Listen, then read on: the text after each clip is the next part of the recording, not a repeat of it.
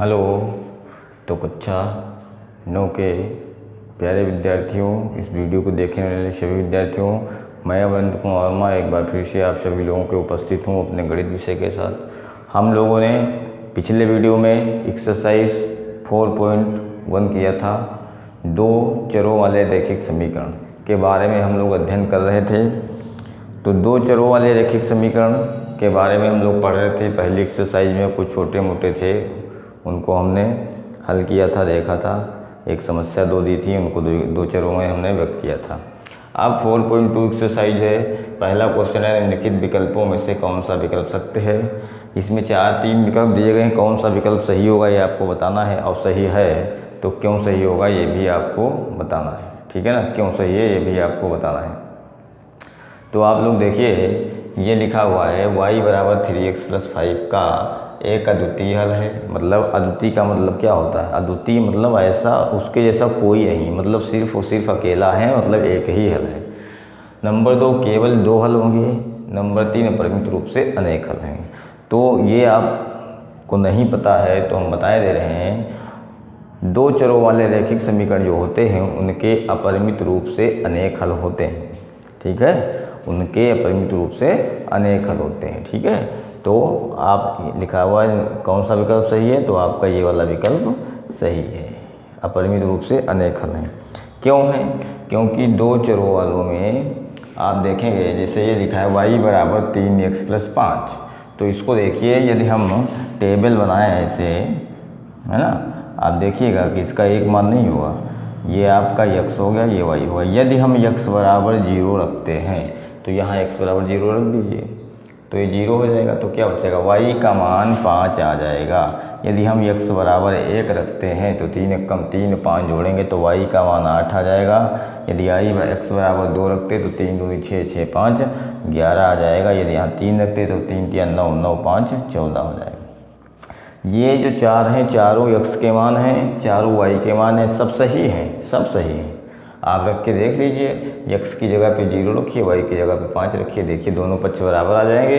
x की जगह पे 1 रखिए, y की जगह पे 8 रखिए, देखिए दोनों पक्ष बराबर आ जाएंगे। तो जो दो चरों वाले रैखिक समीकरण होते हैं उनके अपरिमित रूप से अनेक हल होते हैं। ठीक है, और वो प्रत्येक मान के लिए संतुष्ट करते हैं, है ना, उनके बहुत सारे हल होते हैं। लेकिन जो द्विघात समीकरण होते हैं, दो चरों वाले, दो रैखिक समीकरण, दो घात वाले समीकरण होते हैं, उनके मान फिक्स होते हैं, उनके बहुत सारे हल नहीं होते। आपको पता है यदि मूलों का अस्तित्व क्या होगा? नहीं मालूम है तो कक्षा 10 में आप पढ़ेंगे। यदि मूलों का अस्तित्व है, यदि d का मान 0 से बड़ा है, या तो उनके दो हल होंगे, या एक हल होगा, या कोई हल नहीं होगा, है ना, ऐसा होता है। तो ऐसा आप कक्षा 10 में पढ़ेंगे। अभी यहाँ 9 में ज़्यादा कुछ नहीं दिया है, इतना ही सीमित है। तो ये आपका पहला नंबर हो गया। इसके बाद हम लोग देखेंगे क्वेश्चन नंबर 2। अब इसका पहला वाले में परिमित रूप से अनेक हल होंगे। क्यों? क्योंकि x y के प्रत्येक मान के लिए संतुष्ट करता है। ठीक है, ये टेबल आप बना के दिखा सकते हैं। इसके बाद क्वेश्चन नंबर 2 है, निम्नलिखित समीकरणों में से प्रत्येक समीकरण के 4 हल की लिखिए।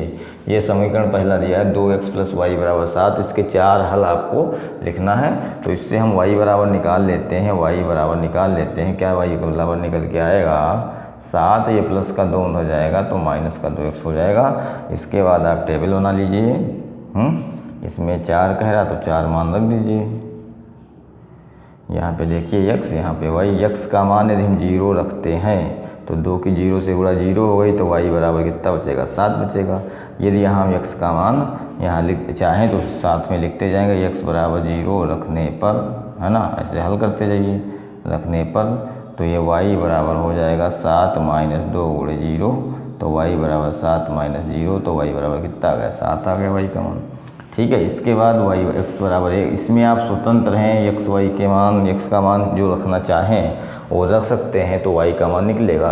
यदि y का मान जो रखना चाहें वो रख लीजिए, तो x का मान आपका निकल आएगा। ठीक है, तो यदि हम x बराबर 1 रखने पर, दो चर हैं, एक चर का मान आप रखने के लिए स्वतंत्र हैं। चाहे x का मान अपनी मर्जी से रख लीजिए, चाहे y का मान रख लीजिए, दूसरा मान अपने आप निकल आएगा। x बराबर यदि हम 1 रखते हैं तो 7 - 2 × 1, तो y बराबर 7 - 2 = 2, तो y बराबर 7 से 2 गया तो बचा 5। तो यदि हम x बराबर 1 रखते हैं तो y बराबर 5 आ जाएगा। ऐसे आप इनको हल कर सकते हैं, ठीक है। इसके बाद हम लोग x बराबर 2 रखेंगे। अब ओरली करते हैं, 2 दूनी 4 हो जाएगा। यहाँ 2 रखेंगे तो 2 दूनी 4, तो 7 से 4 गया 3 बचेगा। यहाँ 3 रखते हैं तो 2 3 6 हो जाएगा, तो 7 से 6 गया तो 1 बचेगा। तो ये इस तरह आपके x और y के 4 मान हम लोगों ने निम्नलिखित प्रत्येक समीकरणों में से प्रत्येक के 4 हल ज्ञात किए। तो ये 4 हल आपके निकल आए, है ना। एक एक हल कौन है, जब x बराबर 0 तो y बराबर 7। तो पहला हल कौन है, 0,7 हो जाएगा। x का मान 0 है, y का मान 7 है। दूसरा हल 1,5 हो जाएगा। जब x का मान 5 रखोगे तो y का मान 1 रखोगे तो y का मान 5 आ जाएगा। तो ये आपका हल है। इस तरह इसको आप लोग करेंगे। इसके बाद आप लोग देखेंगे इसी का दूसरा नंबर, कोई दिक्कत वाली बात नहीं है, बताओ कुछ नहीं है इसमें। आपको जो समीकरण 2 चर वाला दिया है उसको पक्षांतर कर लेना है। एक चर एक तरफ कर लेना है, बराबर आप दूसरी तरफ निकाल सकते हैं। एक चर को एक तरफ कर लीजिए, दूसरे चर को दूसरी तरफ कर लीजिए, ठीक है। उसके बाद आप एक चर का मान रखते जाइए, दूसरे चर का मान निकलता चला जाएगा। इसके बाद है पाई x प्लस वाई बराबर 9। दूसरा नंबर देखेंगे, दूसरा नंबर क्या है, पाई x प्लस वाई बराबर 9। तो इससे आप y बराबर निकालेंगे 9 माइनस पाई x हो जाएगा। इसमें पाई का मान आपको रखना नहीं है, पाई की जगह पे पाई ही रखते चले जाएंगे, कोई दिक्कत नहीं, डरना नहीं है बिल्कुल भी। ये x हो गया, ये y हो गया। यदि x का मान हम 0 रखते हैं तो 0 से गुणा हो गई तो y का मान 9 हो जाएगा। यदि x का मान 1 रखते तो पाई 1 कम पाई, तो यहाँ आ जाएगा 9 माइनस पाई। ये 2 रखोगे तो 9 माइनस 2 पाई, है ना। या 3 रखोगे तो 9 माइनस 3 पाई। ये 4 रखोगे तो 9 माइनस 4 पाई, बस हो गया। इसमें तो कुछ बिल्कुल ज़रा सा भी आपको करना ही नहीं है, बिल्कुल ओनली हो जाएंगे आपको, इसमें कोई दिक्कत वाली बात नहीं है। इसके बाद आप तीसरा वाला नंबर देखेंगे, और तीसरा नंबर है x बराबर 4y। तीसरा नंबर क्या है, इसका तीसरा पार्ट x बराबर 4y। इससे आप देखेंगे इसमें 2 ही चर हैं, अचर इसमें कोई है ही नहीं, तो पक्षांतर आपको करना ही नहीं है। यहाँ x हो गया, यहाँ y हो गया। यदि x तो इससे आप चाहें तो y का मान रखें, चाहें तो x का मान रखें। चलो इसमें हम y का मान रख के दिखा देते हैं। तो y को ऊपर, यदि y का मान हम रखते हैं 0 तो 4 की 0 से गुणा तो x का मान 0।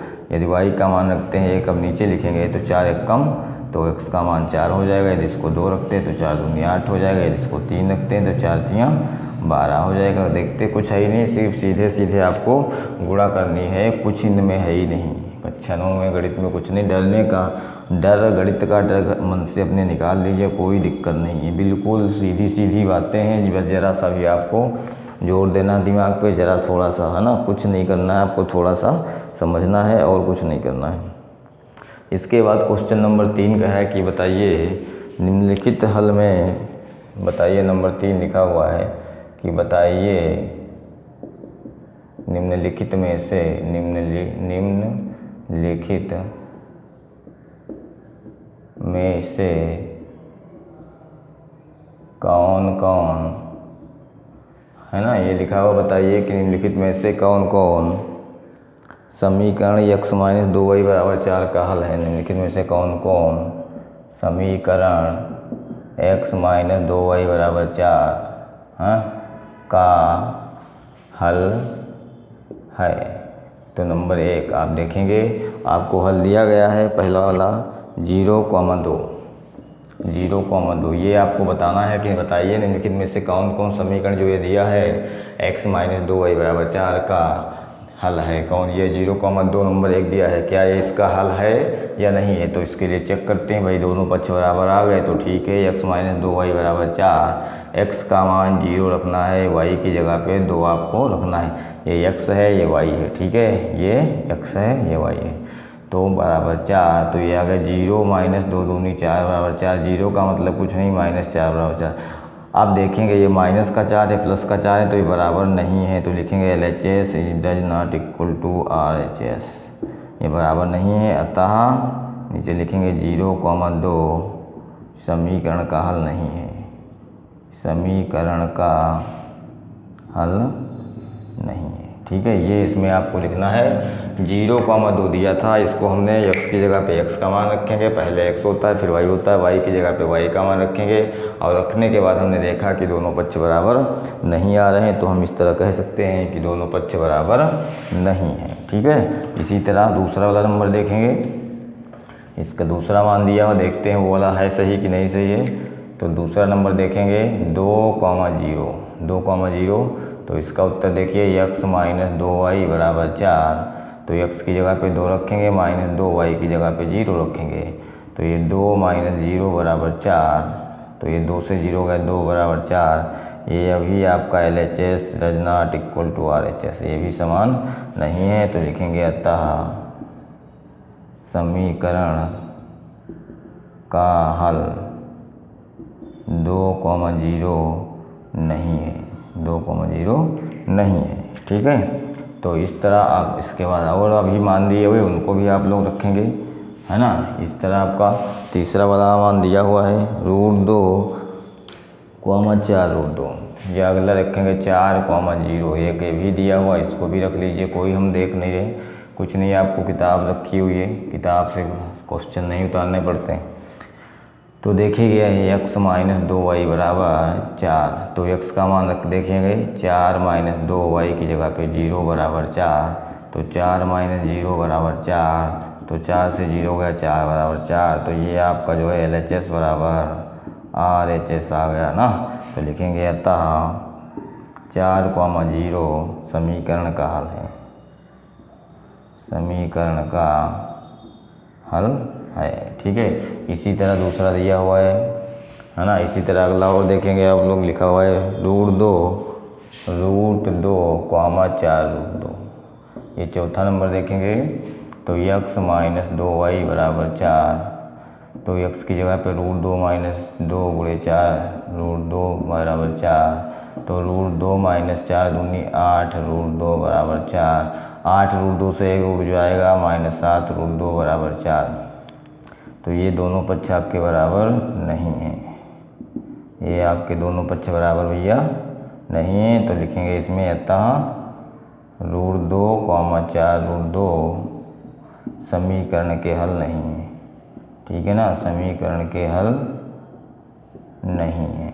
ठीक है। तो इस तरह आपके जो भी मान और कोई लिखे हैं तो उनको आप ऐसे रखते चले जाएंगे। इस एक्सरसाइज में इतना ही था, 3 ही क्वेश्चन थे, तीनों हमने आपको करवा दिए। NCERT की बुक से हम पढ़ा रहे हैं, उसी से आपको देखना है, उसमें सारे हम करवा रहे हैं। ये दूसरी बुक आपके पास है, उसमें भी क्वेश्चन मिलेंगे, नहीं क्वेश्चन में तो एग्जाम्पल में मिलेंगे। आप लोग करिएगा। यदि आपको कोई क्वेश्चन पूछना है तो आप नीचे कमेंट बॉक्स में बता सकते हैं। ठीक है। तो आप लोग देखते रहिए, पढ़ते रहिए। मिलते हैं अगले वीडियो में अगली एक्सरसाइज के साथ। तब तक के लिए नमस्कार, धन्यवाद।